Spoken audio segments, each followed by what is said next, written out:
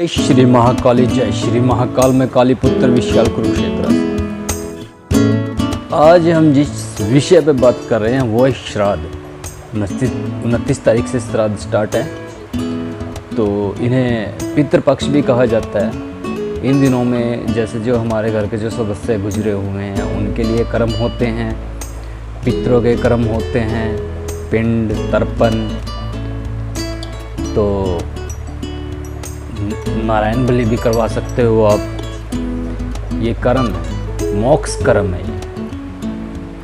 क्योंकि जो श्राद्ध होते हैं, श्राद्ध का मतलब क्या होता है कि श्राद्ध के दिनों में भगवान जो ये गुजरे हुए हैं हमारे परिवार से, उनको मोक्ष नहीं मिला है, वैसे वो नहीं आ सकते। देखो देवता ने उनको रोका हुआ, आते ज़रूर है पर वो बात नहीं होती, उनके लिए बिल्कुल खुले दरबार नहीं होते।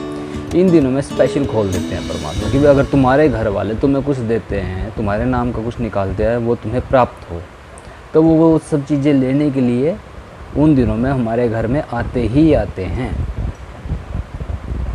इसीलिए आपने देखा होगा कि नवमी को या उस दिन 8 मतलब दिन होते हैं, हमें पता होता है कि उस दिन उसका श्राद्ध है, उस दिन उसका श्राद्ध, तो वो भी इंतज़ार करते हैं पूरा साल कि मुझे उस दिन जाना है वहाँ। जो भोजन हम ब्राह्मण को कराएंगे, क्योंकि ब्राह्मण को दिया लगता है ना ब्राह्मण को दिया लगता है, भोजन कराएंगे, कपड़े देंगे, बर्तन देंगे, तो भाई आप जो श्राद्ध है वो निकालें अपने प्रियजनों का। क्योंकि जैसे हमारे साथ हमारा परिवार है, वो कभी हमारे परिवार का हिस्सा रहे हैं। हमारी माता भी हो सकती है, हमारी बहन भी हो सकती है, हमारा भाई भी हो सकता है, पिताजी भी हो सकते हैं, है ना। तो कभी हम मतलब 2 घंटे के लिए भी हम उनसे दूर हो जाए तो हम पूछ लेते थे कहाँ हो,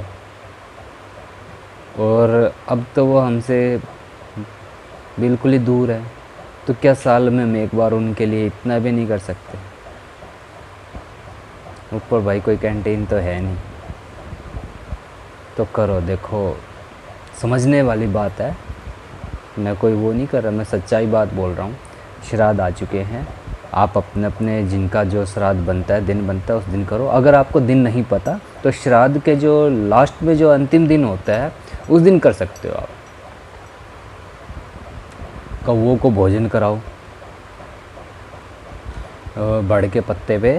पुराने समय से ऐसे ही करते थे, बड़ के पत्ते लेकर के जो भोजन, खीर, हलवा या जो भी तैयार किया है उस पे टुकड़ों में रखते, उनके ऊपर रखते थे गिन के पत्ते, और वो छत पे रख देते थे। आजकल तो कौवे ही गायब हो गए, है ना। तर्पण करवाइए, पितरों का तर्पण करवाइए, पितरों के कर्म करवाइए।